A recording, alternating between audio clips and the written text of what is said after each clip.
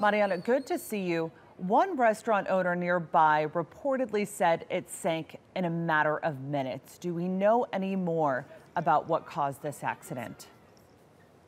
Unfortunately, not, Kilmany. We know that the boat was not traveling with full capacity as it was once speculated. It could carry more than the 170 passengers that were on board.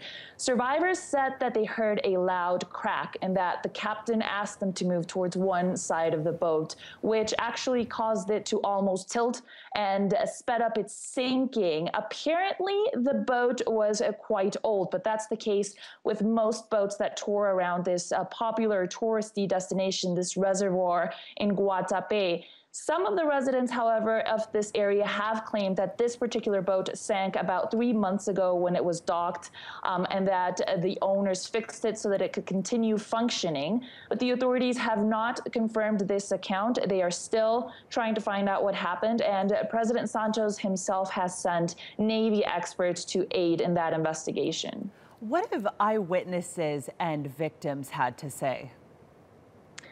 Well, they say it was a very quick sinking. It took no more than 15 minutes for the boat to sink.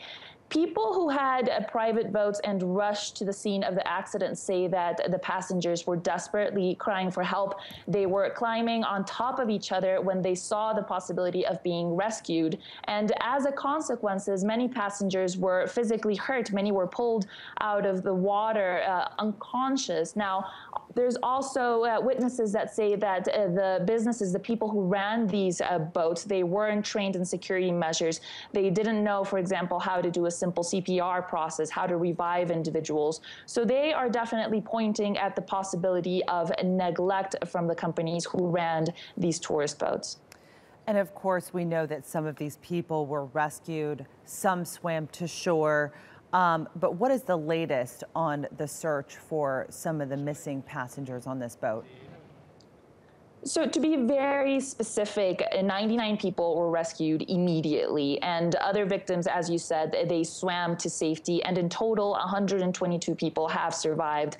But the latest figures do point to 9 people dead and 33 people are reported missing. Now, authorities fear those missing might be trapped underneath the sunken boat, and there's divers looking for them right now. President Santos said that they will continue those rescue efforts throughout the night, but there's also a possibility that some of the missing might have boarded these private boats that rushed to the scene when they saw the accident. We also know that the city of Medellin, the local authorities in Guatapé, and the Red Cross, they are all coordinating the rescue efforts to find out any more survivors, if any.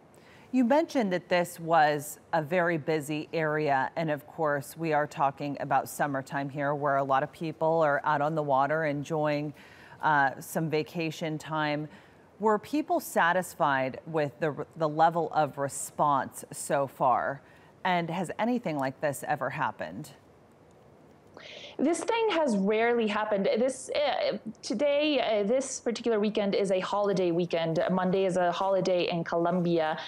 So this is a scene, this is a tourist spot that can see as many as 150,000 people in just one 3-day weekend. This kind of accident rarely happens. People do not seem to be satisfied with the rescue efforts. They don't seem to be satisfied particularly with the companies that run these boats because of the lack of safety measures. Some say, for example, that they didn't even provide lifeboats to many of the passengers that boarded this particular boat, and that this is a procedure that is not followed in this tour, this kind of tour. So people are mostly unsatisfied with the way the companies are run, not that much with the way the rescue efforts have been handled. Mariana Palau in Bogota, thank you for that.